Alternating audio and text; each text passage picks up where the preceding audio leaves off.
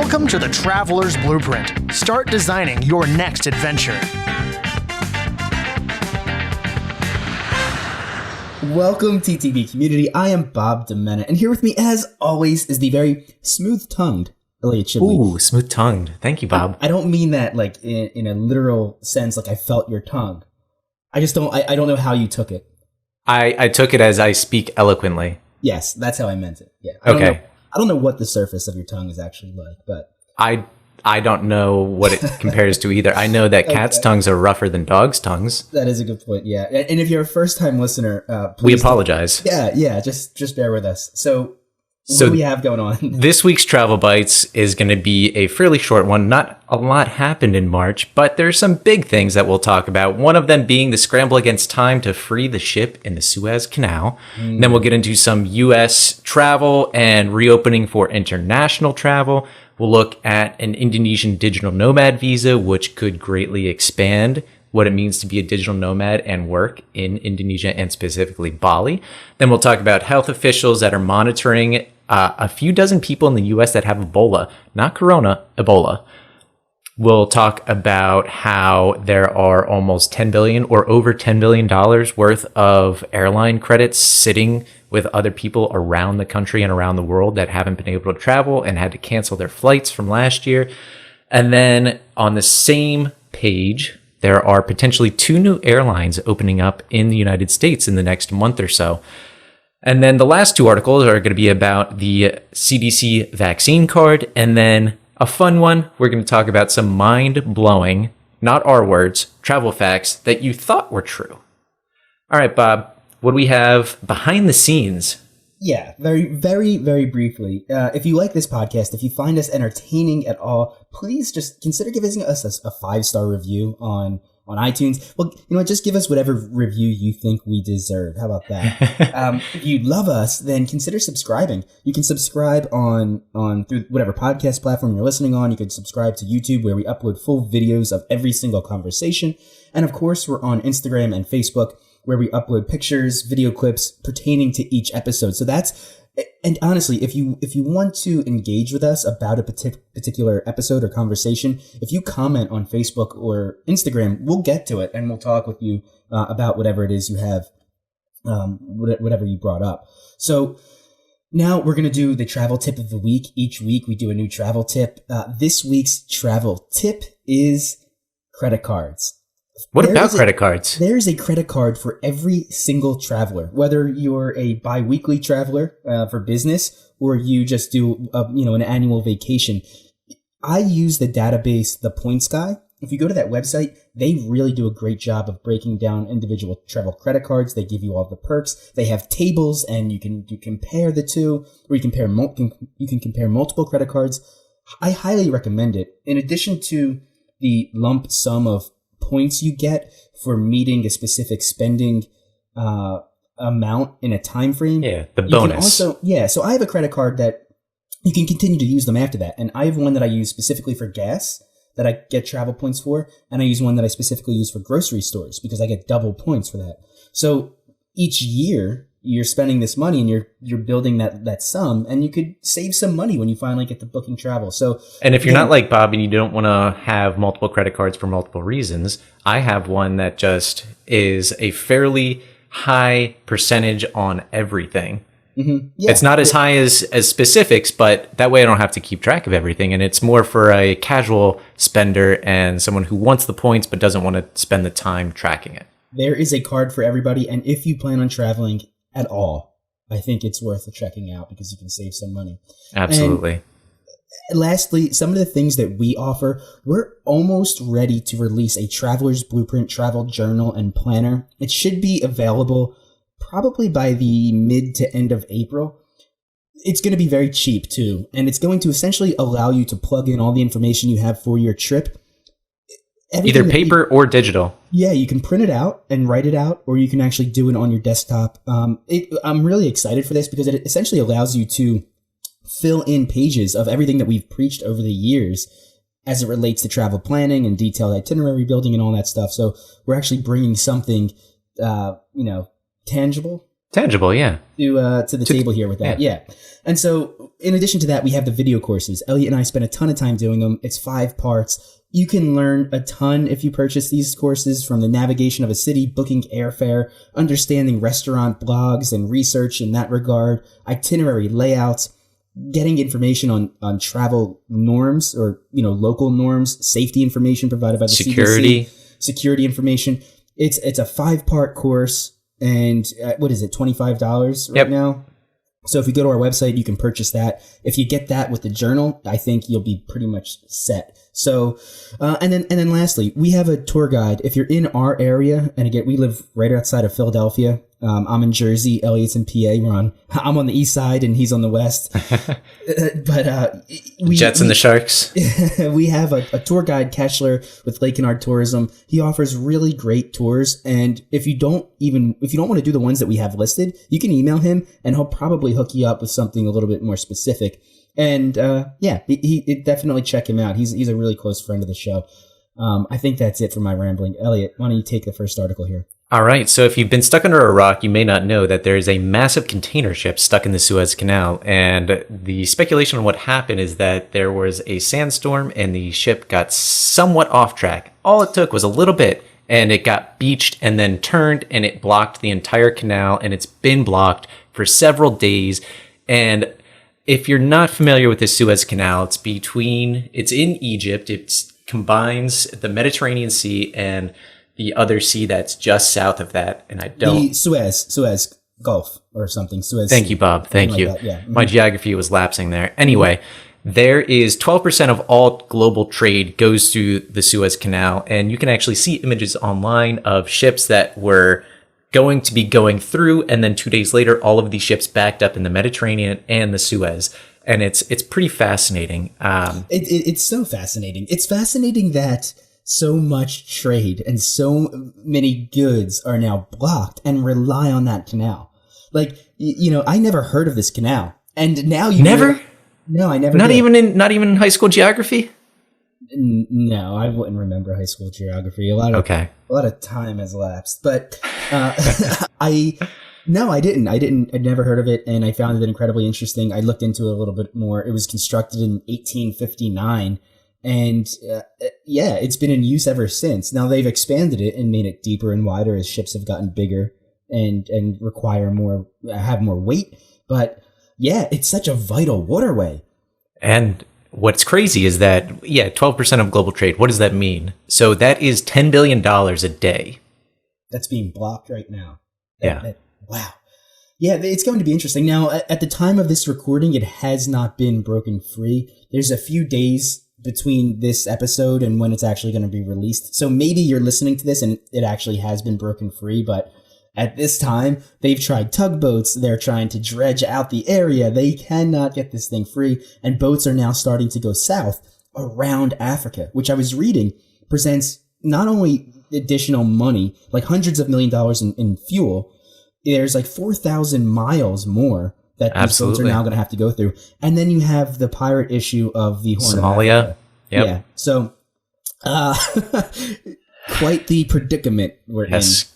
Crazy times. Uh-huh. What's next, Bob?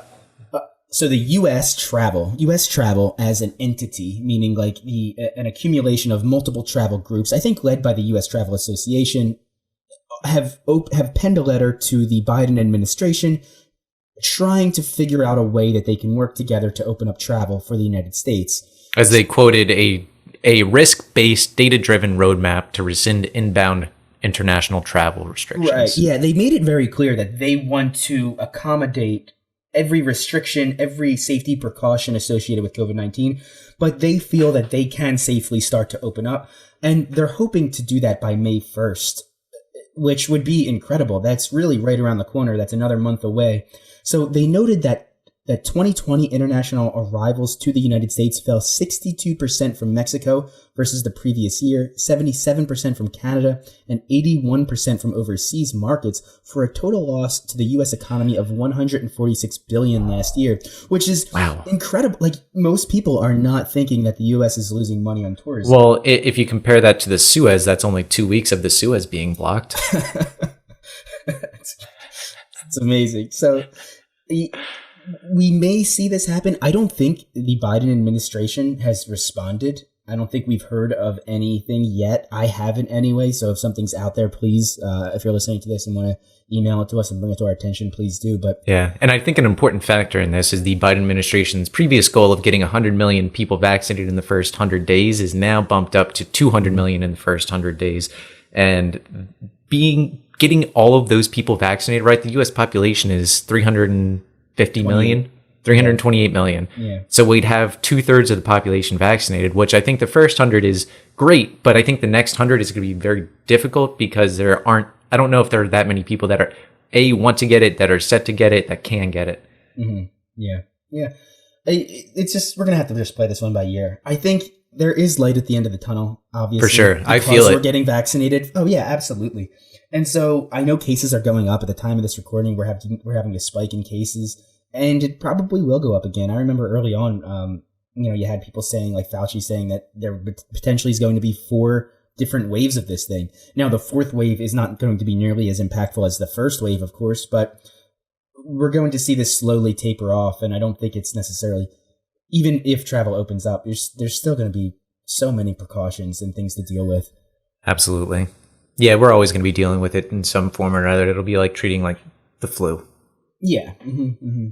So article number 3 is a short one, and if you are looking to travel, looking to work abroad, this one could be the one for you. If you've been to Bali, awesome. If you haven't been to Bali and you want to work and live in Bali, there is a new 5-year visa that would enable digital nomads, foreigners, to live and work in the country without a work permit. So they really want to revitalize their tourism industry, which got a $63 billion hit. Wow. From the coronavirus pandemic. Mm-hmm. Yeah. And so before you had to get the work permit if you wanted to live there for an extended period of time. And now this would make it that much easier to stay for a long time. Even if you don't want to stay the full 5 years, you can at least stay for like 1 year, 2 years. Yeah. It's really nice. That to me, if I was younger and singular, that's not a word, right? And that's a word. It's a word now. I wasn't tied to a job and had a little bit more freedom. And had the opportunity to be location independent and work anywhere in the world. Indonesia is somewhere I'd die out for sure. Yeah, especially with the knowledge we have now. Yeah, absolutely. To be there, I kind of love that. Not only Bali itself, but being able to jump to Australia and New Zealand to explore other countries in Southeast Asia. Southeast Asia, yeah. It's a great location and a great place to set up shop to travel out for maybe a week. Good base camp. Yeah, yep. Exactly. So, all right. Not to scare you, and do not be scared, but the U.S. is now monitoring how many? A dozen? I think it was dozens of people for Ebola. So 23 in Washington, 45 in Ohio, and then 4 people in Oregon. So there is an Ebola outbreak being monitored by the CDC in Western Africa, and that's really where it is. Ebola is a scary one. In that if you get it, you're pretty much dead, right? I think it's got a 50% death rate. 50%? I thought it was higher, but but then on the other side of that, it doesn't transmit from person to person nearly as easily as, let's say, COVID or the flu. Yeah. It's harder to spread, but yeah, just something to consider. There have been several Ebola outbreaks over the past decade, and they usually stop at around a few dozen, and doesn't seem like we've had horrible outbreaks. Anyone that gets it it's not good to get. It's not fun. Everyone should be worried about getting it. Yeah. And so if you do travel to Western Africa, there's like 6 different airports that you'd have to go through where they would be monitoring you that way in some way. So, yep. And you'd be monitored for 3 weeks. So consider that if you're planning on flying to Western Africa. Yeah. And any precautions you take with coronavirus should help with that. Mm-hmm. And so we mentioned this in the beginning, but travelers are sitting on more than $10 billion in airline credits around the world. And we're going to talk about what you can do with them and when they're supposed to expire. Yeah. And this article came to us from the points guy who I mentioned in the beginning with the credit card points. This is sort of their bread and butter, and this is sort of how they made their platform. But they're estimating that 20 million vouchers worth more than a collective $10 billion were issued as a result of canceled trips in 2020. even as airlines also refunded billions of dollars in cash. So we have a huge amount of people now sitting on these reserves and hoping that they can use them in the near future. Now, the most important thing here is it's going to vary by airline. So what Southwest decides to do with your airline vouchers is going to be different from what Delta does, and it's going to be different from what American does. So the most important thing you can do is seek out that information independently. We're not going to go through every airline and their potential plan, but just a few. So like United Airlines, for example, is issuing travel certificates and future flight credits. So according to the airline, credits issued for tickets issued between May 1st, 2019 and March 31st, 2021 will be valid through March 31st, 2022. Tickets purchased April 1st, 2021 and later will be valid for 12 months from purchase. So I know you had, did you get credits or did you get cash for your Italy trip? I used airline points to book it and I received them all back. Okay. Yeah. Amanda and I had two trips that we had to cancel. And I think we got cash for one, a voucher for the other. And I have it in my calendar when they're set to expire. And I have a notification to book a flight that month beforehand. Yeah. At least. Yeah. And that's a great idea, Elliot. If you have one of these credits, find out what their policy is, find out when they're going to expire for sure, and just make sure you use them before then.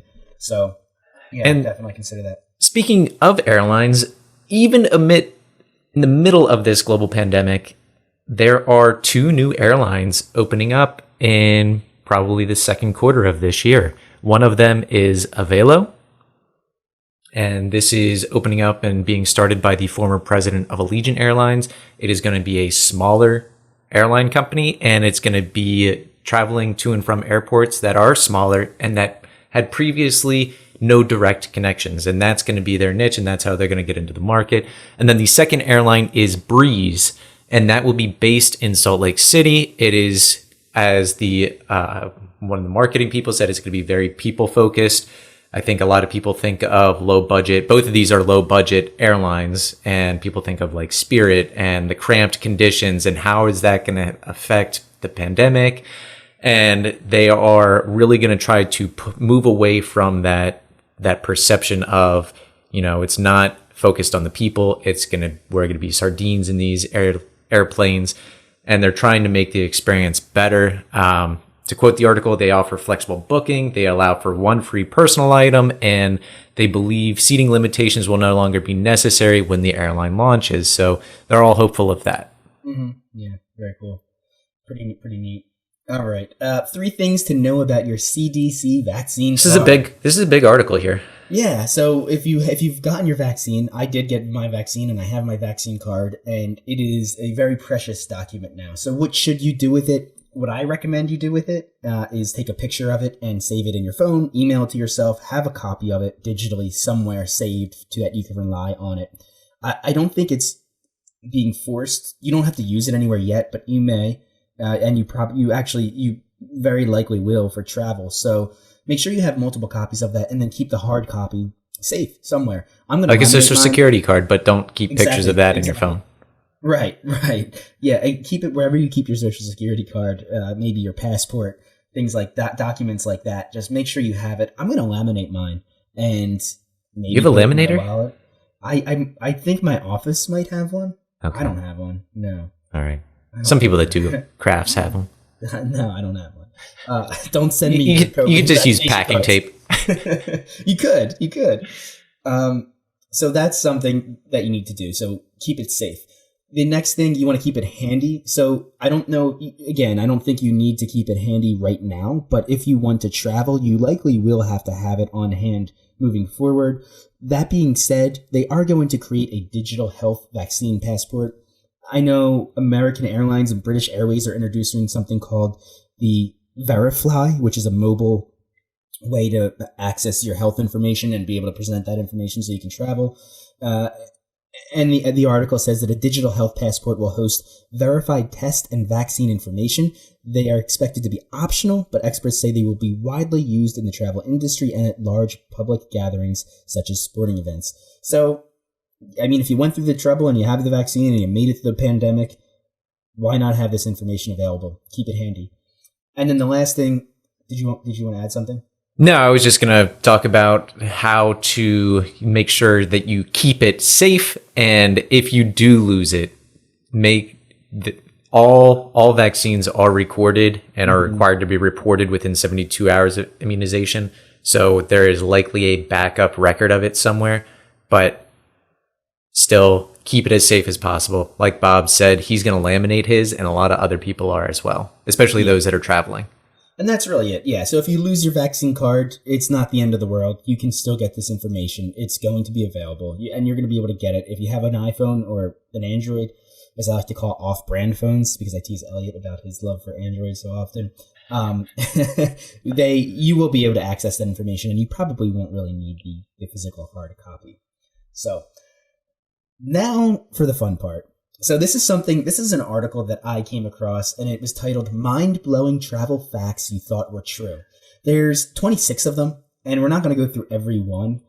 There was just a few that I found pretty interesting that people may or may not know. And I think, Elliot, I'm going to test your knowledge on these things. Yeah, go ahead. And we'll see what you have. So, all right. The first one. Does it snow in the Sahara Desert? Yes.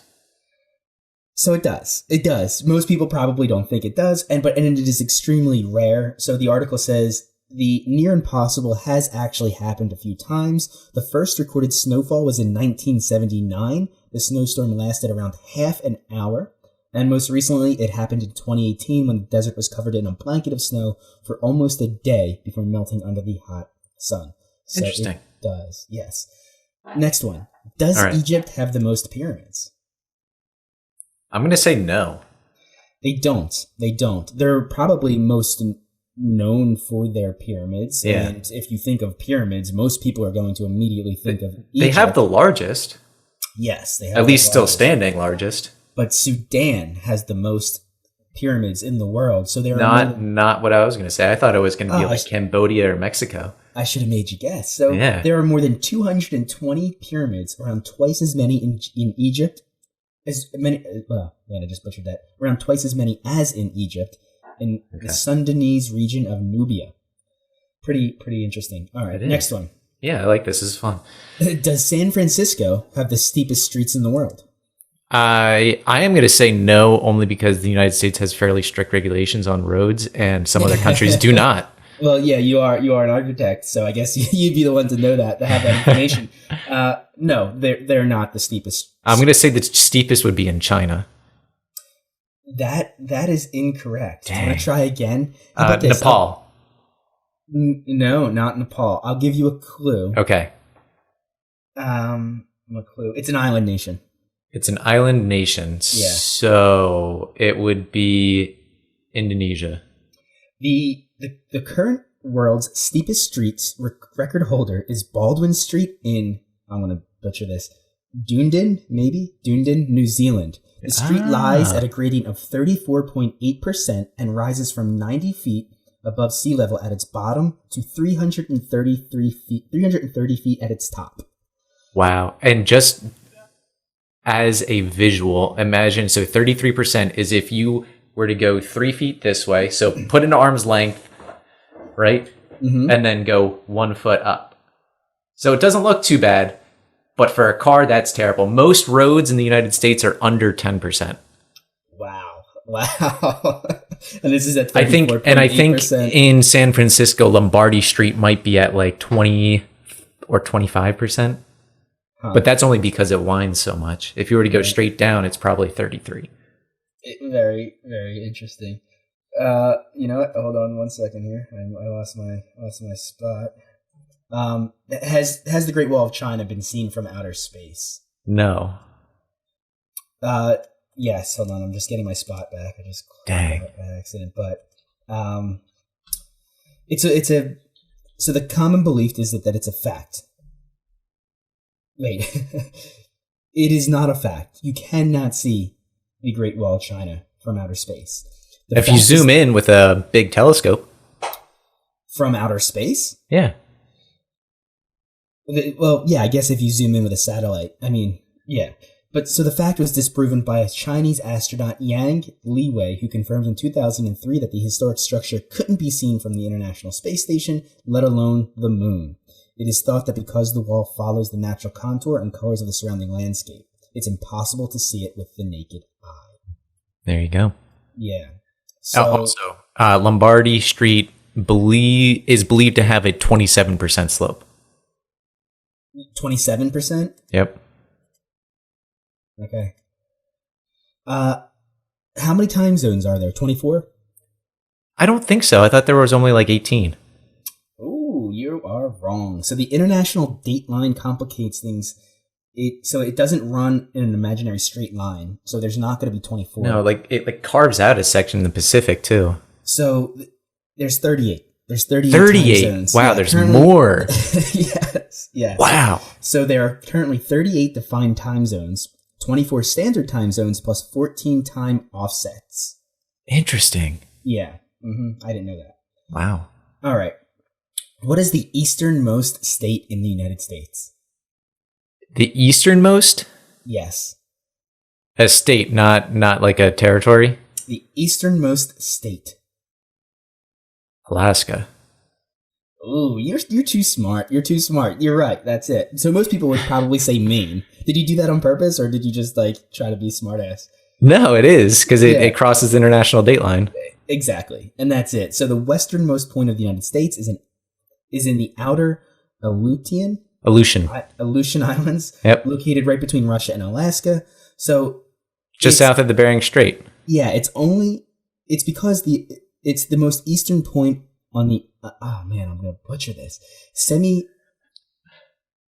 So the islands out in Alaska. In simple terms, this is the point. It's so far west that it's actually already in the east. This means that the easternmost and westernmost points in the United States are only. So is it a single island that is split by the international date line? Like, could you go from one day to the next day? So it says crossing. This is only because the easternmost point in the United States, the easternmost point on the uninhabited Semi-Socotra Island in Alaska, sits less than 10 miles west of the 180-degree meridian that separates the two hemispheres. Okay. That's it. Yeah. All right. What's the next one here? Are England and the United Kingdom the same place? No. They're not. For some reason, because the UK includes like Wales. England is like the southern portion of the island, right? Isn't there essentially Scotland, Wales, and Northern Ireland?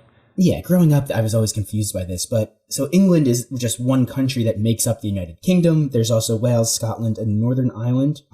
And the term Great Britain only refers to the island that contains England, Scotland, and Wales. Hence the country's full name, the United Kingdom of Great Britain and Northern Ireland. Interesting. Yeah.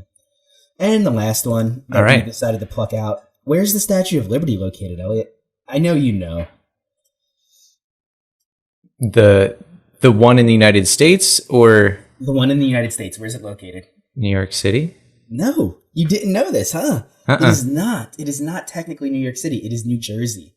So it is a registered historic landmark to New York, but it sits in New Jersey waters. And that seems like a technicality. It is. So New York owns the statue, the monument, the historical park itself, but it sits in New Jersey waterways. Same with Ellis Island. So New York owns Ellis Island, but not the waterways surrounding it. Those are New Jersey waterways. And for those of you who aren't familiar, yeah, I didn't know. I didn't realize. I guess because I live in New Jersey, so that's why I knew that. But for those of you unfamiliar with the geography, I mean, obviously, I think everybody knows the Statue of Liberty. But if you come into the Statue of Liberty, you would, if you were an immigrant, back in the day, you'd pass that and come into Ellis Island, which essentially registered every new migrant to the United States. That one of my favorite scenes was in the Titanic when they finally get to New York City and you see Rose on the boat and she drives by and you have this looming massive Statue of Liberty and that's where she goes to Ellis Island, and that's how she got to the United States. And my family came through Ellis Island and stuff. So that's cool. It's really cool. Yeah. That's it. The link to this article will be in our show notes. So if you want to look through all the other ones, again, there was 26 different ones. Go for it. All right. And this month, it is a short month. So we've got our travel bites. We've got Ray Blackney on creating a business that could allow you to become location independent. And he has created multiple businesses, some of them 7 figures. And then we have Trevor Cole. We talk about photography with him. He's a connection that we got through Nicola Kostick. Love this guy's work. Really interesting. Mm-hmm. And then the last episode of the month is another travel around table on becoming a digital nomad. And that was a fun one. And we get into a lot of specifics on what's best, what you can do, how to find work. Yeah. Really, really excited for all those conversations. So thank you for listening to the podcast. If you're listening to this and you want to help us in a non-financial way, the best way to do that is simply by liking, sharing, and subscribing. That just tells the social media algorithms that you like it, and maybe other people would like it too. If you want to go a little bit above and beyond and donate at least, or as low as a minimum of $1 per month, less than a cup of coffee per month, you can contribute that through our Patreon page, and it would go directly into helping us produce and find guests. And essentially, I mean, what was it, 20 to 24 hours per episode we dedicate to this? Yep. So if you want to contribute to that time and the software programs we use with as little as $1 a month, we would be forever grateful for that. Again, no matter what you choose to do, just thank you for being a fan. That's really what means the most to us. And we appreciate your support. Yeah, and continue to stay safe and stay healthy, and tune in next week.